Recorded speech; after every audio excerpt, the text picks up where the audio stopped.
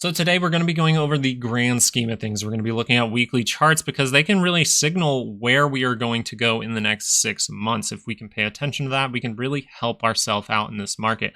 And I'm just telling you right now, the bond market as of right now, moving how it is telling you that something really, really bad is coming in 2024. Now let's talk about that first. Let's switch over to TLT before we get into SPY and just look at a weekly chart, and we can see this big divergence between these bottoms. And that's overall why I told you I'm a TLT trader, and I was looking at this level of 82.50 to buy. Okay, so 82.50 was actually hit, and that actually was the bottom. So I got pretty good on that assessment there. But all I had to do was look back and mark, okay, where did we really like to hold up from in the past? And that 82.50 proved to be a good spot. That's overall why I marked that, but then I noticed now there's a weekly divergence, so now I can be in this move. Bollinger Bands are still tight. We could see an aggressive move in the TLT. So TLT going up like this, well, actually the Fed has only priced in 0.75, right? They put in the system that they are going to cut rates by 75 basis points in 2024. Now, what that means is we're actually going way up like this, which is kind of pricing in 150 basis points at this point. Looks like it's pricing in 150 basis points. So what is the bond market telling you? Well, they just heard from Jerome Powell that there's going to be a 75 basis points cut in 2024. But that didn't cause them to price that in, right? They didn't price that in right away. So they're actually telling you they might have to cut rates more aggressively because something is going to break in the system. Okay, so now that we know that the bond market is kind of telling us, hey, something is about to break and they need to lower these rates very quickly or it can get very, very ugly, then what can we take from that info? And what we can do is look at the charts and see if anything is developing in front of us that we can see as bearish in the overall grand scheme of things, because right now we're looking at a weekly, so we can kind of see what the market will do over the next 6 months. And what I'm saying is how you can see what's going to happen is you want to pay attention to these divergences on a weekly scale. So what divergences could we pay attention to? Well, you have this high up here. This is the all-time high. And what did you have here? You had this divergence. Okay, and the important part about this divergence compared to this one way over here is the fact that you actually have a divergence on the RSI at the same time. When you have them at the same time, it really signals that there is going to be a bigger pullback, a bigger reversal in the overall trend. And so what you want to pay attention to is if you do have those divergences without or with RSI at the same time, because you'll notice up in here, right at these highs right over here, we actually did have a small divergence right here. But the problem was we had this flatness of the RSI. So we did not necessarily have a full-fledged, steep divergence at the same time. But once we did have that, we saw a bigger downturn. Now we can look a little bit further and see if this is useful the other way. Well, how could we catch this big move, right? How could we catch this big bull run that we've had, this little wedge that's been forming? Could we have been in this just from looking at the weekly? We notice we have these lows, and you do have this divergence on the MACD between those lows. And guess what? You actually do see that divergence on the RSI at the same time. And that's what you really need to pay attention to, because that can be a full reversal in trend. And we see that come to fruition because we get these lows, right? We have low after low, and then we start to get higher lows. So at this point, we are in an uptrend, so you have to be slightly bullish. But what can we see in the most near time frames, right? Well, time frames, the weekly time frame, but the most near price action. Well, on the weekly scale, we see this high, and we have another high at this point. So if we did start to sell off from here, well, we might cross on this MACD, and this is a very clear-cut, steep divergence. You have it on the RSI at the same time. So this is why we have to be very cautious going into 2024. I still do think it's a possibility that we get some kind of sell-off, and this does not roll over, and then we actually see another extension into the end of the year to test the all-time high. But at this point, if this does roll over, then I'm going to start to say, hey, it looks like something really, really bad is happening in the next 6 months. To actually confirm this and start to head down over the next few weeks, and then we get some kind of jump, possibly with the first rate cut. This is one of the scenarios I'm paying attention to.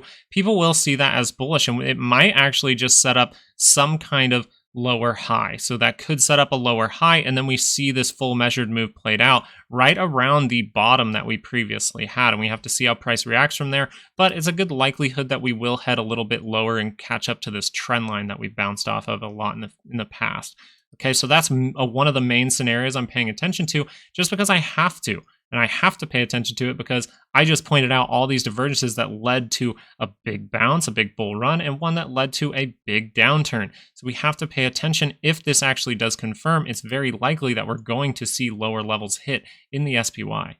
But if we wanted to head higher, we actually could come into this level here. We could see this fully play out up, and maybe we do set up some kind of triple divergence. But you'll notice if we do get a triple divergence in the future, how close we would be to that negative territory. And that's what I talk about a lot on my channel. You know, divergences are great, but really the ones that are really close to that negative territory, able to start that negative trend quickly, are what I pay attention to the most. So if we did get this type of level, you'd notice we would make a little bit higher high at this point, so higher all-time high. We would set up another divergence point, and then maybe we actually do see that recession come in and get that deflationary event in order to cause some kind of bear market. Okay, now I just wanted to look at this from a monthly perspective. We see this very important trend line right here. We've seen this trend line. We haven't been able to close below that in a very, very long time. Let's just put it that way. It's been a very, very long time, probably going back all the way to the financial crisis back in 2008. But what we need to pay attention to here is there is a big divergence that could form on the monthly, which could mean an even worse thing is around the corner.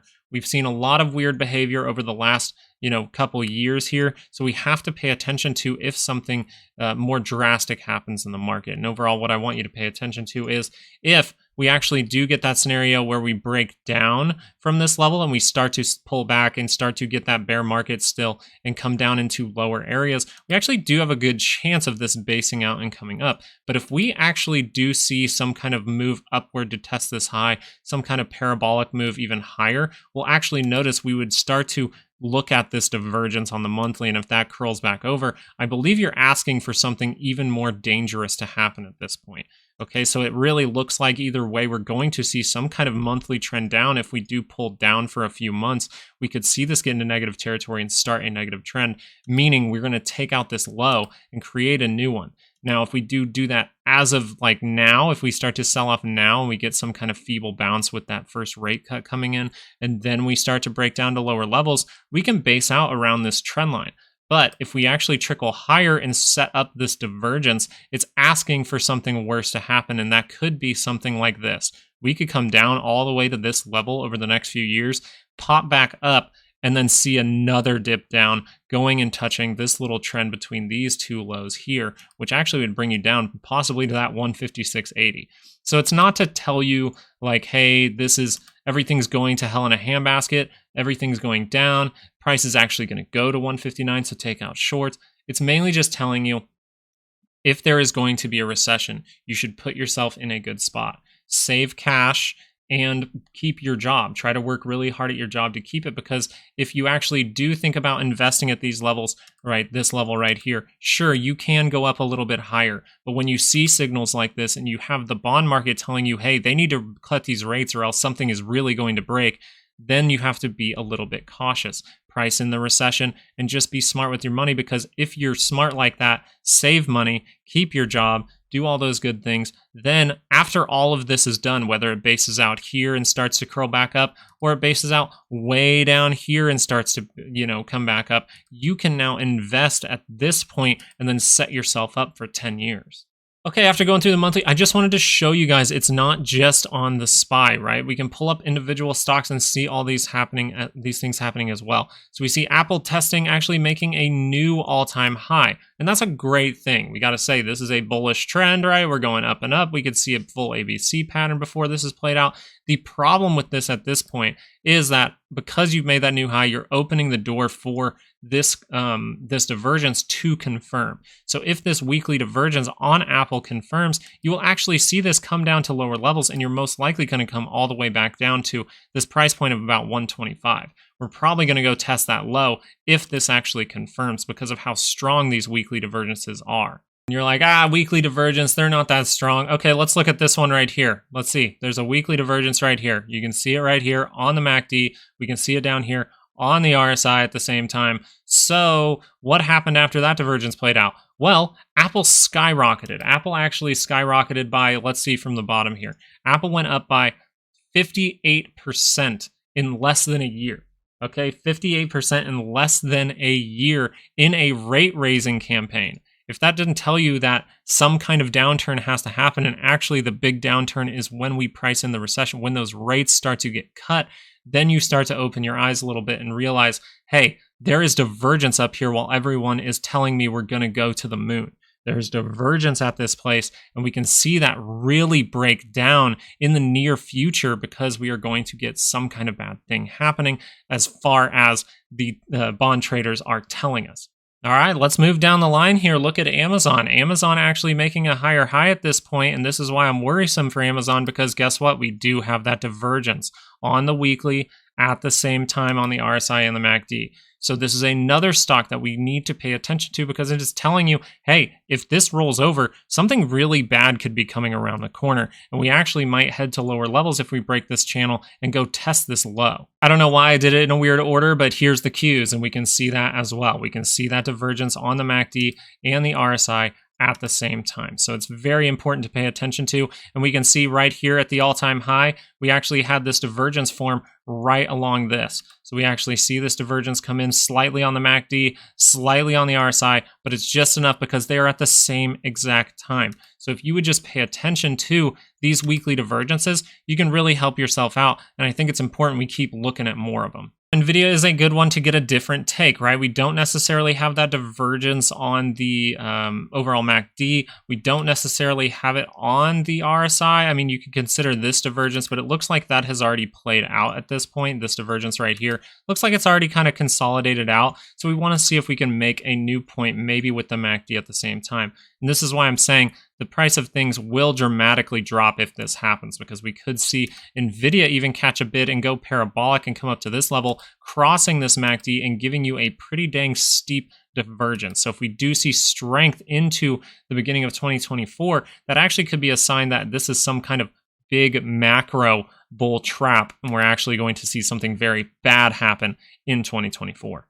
Another one that has a very, very clear one and not the best trend line to hold up at is Microsoft here. You can see that these highs come in, and we're actually seeing that proven here, this divergence proven on the MACD and the RSI at the same time. And the fact that this one isn't looking as strong on its MACD, we're getting more of these, whitish green bars, tells you that it's very close to crossing, right? So if we get 2 weeks of red and we come down into this trend line, we might actually cross at that point. And that's where it's going to be very important over the next few weeks. If we do get some kind of pullback, really pay attention to your trend line. That's kind of your last line in the sand, because we could head to lower levels if we break that, but also if we buy up from that area, we could get another push higher before this is done. So this is going to be very important over the next month. And if we do want to head down with this pattern, something that might play out, Microsoft's a good example of it, is we might actually come down to a point of reference where we could see that bounce.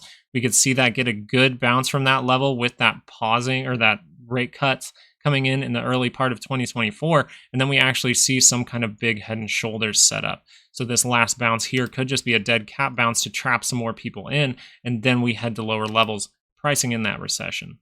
The last one I wanted to show you, because we've been focusing on it a little bit, was AMD. Okay, so AMD has had some crazy price movement, but we can just see here that we do have that divergence at this point on the MACD and the RSI, not confirmed yet. Okay, so it's important to know that these haven't confirmed, and we can see upward moves. This is just to give you guys a good picture of where the overall stock market will be maybe a year from now. We need to really pay attention to the big picture of things as these rates are starting to get cut, because when they get cut, the market usually comes down with it. The reason why we could see prices heading lower, the VIX is telling you the same thing. The VIX is creating this weekly divergence between this level. As we test that level we've been paying attention to, 1212, and we see that there is a divergence at this point. So if we do get that volatility to remain in for a few weeks here, or even if we do extend lower, right, because we're at this area, we're below all the moving averages, you can still see that bullishness come in. We can still squeeze. But the problem here is if and when this weekly divergence actually does confirm, I believe that we are going to start to see the overall major pullback and the market has topped. So at this point, you have to be weary, because if this crosses, you have a good chance of coming up and testing this trend line here. And if you break through that, you're going to head towards like 40, 35, anywhere up in there reading in the VIX. Now, everyone's telling you that the dollar is crashing down to low levels, and it is setting up that divergence on the daily. We might go over that on Sunday, so join me back for Sunday's video. Please subscribe so you do see that stuff when I do post a video. But what I notice here is, because I pay attention to the positive negative territory, if the dollar was actually able to turn around right here, we could see another leg in this move. Okay, so we could see some kind of downturn. Why? Because we're actually noticing it's in a positive trend. It's holding up above a trend line. It's actually in positive territory. So if this rolls up and we actually see a lot of those weekly divergences confirmed to the downside, the dollar's going to catch a bid and you're going to see this thing start to extend higher.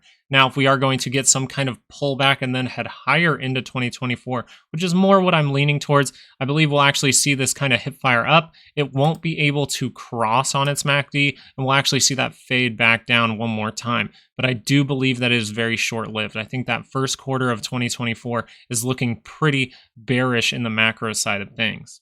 So I made this video because I really wanted to show the big picture. I really wanted to show you guys the big picture, because it encourages you to be patient. It encourages you to take profit a little bit earlier, and it tells you, hey, this isn't the best time to buy. And if I'm a little bit patient and I just make sure to keep cash on the side, keep saving my money, and make sure I'm doing well at my job so that I don't lose it if recession does happen, then I can be in a good spot in the future when price comes back down where it should be. I know this was a different kind of video, but thank you so much for watching. I really want to hear if this was helpful at all to anyone, because this is a different style of video than I normally do. But I felt that because I pay attention to these things, you guys might want to pay attention to these things too. I just hope you guys have a great weekend. I really do. And I'll give you more luck on Sunday. But right now, you'll get all the luck in the world right now and all the luck in the world tomorrow. Okay, so I hope you guys have a good night. Have a good weekend. Peace.